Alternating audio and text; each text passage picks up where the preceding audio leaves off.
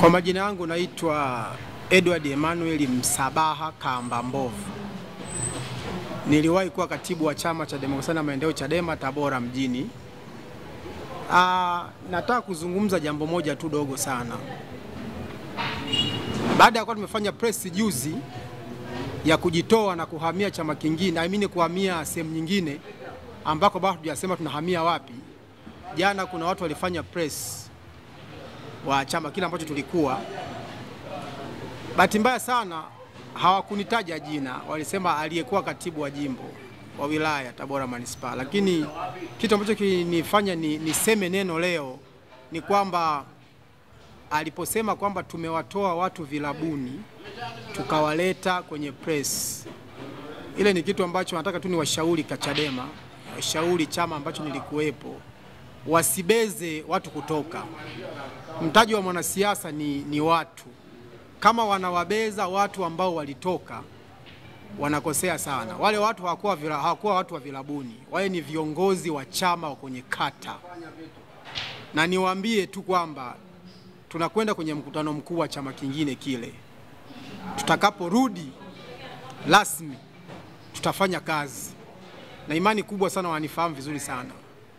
Wanafahamu uchapakazi wangu, wanafahamu utendaji kazi wangu. Kwa hiyo wasibeze wale watu ambao walikuwepo siku zile. Wale hakuna mlevi hata mmoja pale.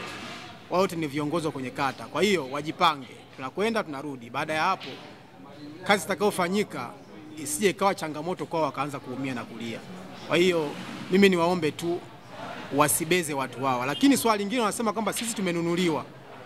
Hivi kweli kwa kitu wa kaida, yani nchi nzima wapewe hela kwamba wamemnunua fulani, basi itakuwa ni wenda wazimu usiokuwa na maana huo. Leo kama mmeona kuna vyombo vya habari vingine ameondoka Devota Minja na watu wengine wanaendelea kutoa kila siku. Hivi hao wote kwa wananunuliwa kwa, yani wanapewa hela kiasi gani? Basi watampa Msabaha, watampa labda Kabepe, lakini na watu wengine wote wanapewa tu pesa. Hemu wasijifiche kwenye kivuli cha kununuliwa. Sisi hatujanunuliwa. Hatuko tayari kuungana na matendo yao ambao wanayafanya wanachadema, wanawafanyia watu wale ambao walikuwa timu Mbowe.